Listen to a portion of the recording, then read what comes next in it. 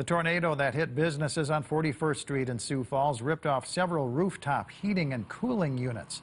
Cranes from Tull Companies are busy this week removing, replacing, or repairing many of those units at the Western Mall and Plaza 41. All Day Cafe has been closed since the tornado. The restaurant is opening back up today now that its air conditioner is back in place. Yesterday was a big day. We had like 35 employees here trying to get everything all prepped up, ready to go. And I mean, we're ready now. Tull Company cranes at Plaza 41 down the street are clearing rooftop debris so crews can safely work inside.